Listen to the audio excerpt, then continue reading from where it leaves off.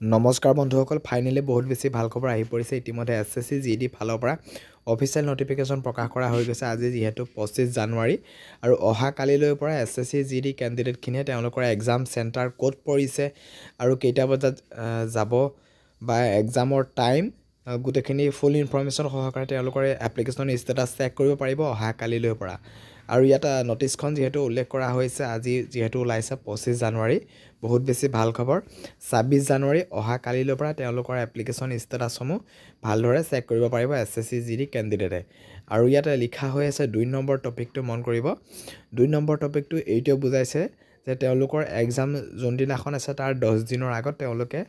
নিজৰ application ষ্টেটাছটো check কৰিব পাৰিব এতিয়া যেহেতু 4 ফেব্ৰুৱাৰীত যেহেতু বহুতৰে আছে গতিকে 26 তাৰিখে অহা কালিলৈ পৰা তেওঁলোকৰ এপ্লিকেশ্যন ষ্টেটাছটো চেক কৰিব পাৰিব আৰু 3 নম্বৰ টপিকটো ইয়াত লিখা হৈ আছে তেওঁলোকে এডমিট কাৰ্ডখন ডাউনলোড কৰিব পাৰিব এক্সাম হোৱাৰ 4 দিনৰ আগত গতিকে এছএছসি জিডি ক্যান্ডিডেটখিনিৰ কাৰণে ইম্পৰ্টেণ্ট আপডেট এইটোৱে আছিল বৰ্তমান আজিৰ তাৰিখত এখন নটিফিকেশ্যন প্ৰকাশ কৰা হৈ গৈছে 25/1/2025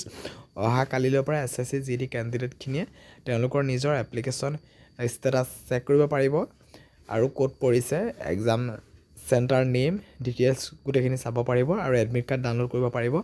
4 দিনৰ আগত এক্সামৰ গতিকে ভিডিঅ'টোত ইমানে আপডেট আছিল ভিডিঅ'টো যিমান পৰা সিমান বেছি শ্বেয়াৰ কৰা ইতিমধ্যে এছএছসি জিডি ফালৰ পৰা অফিচিয়েল নটিফিকেশ্যন প্ৰকাশ কৰা হৈ গৈছে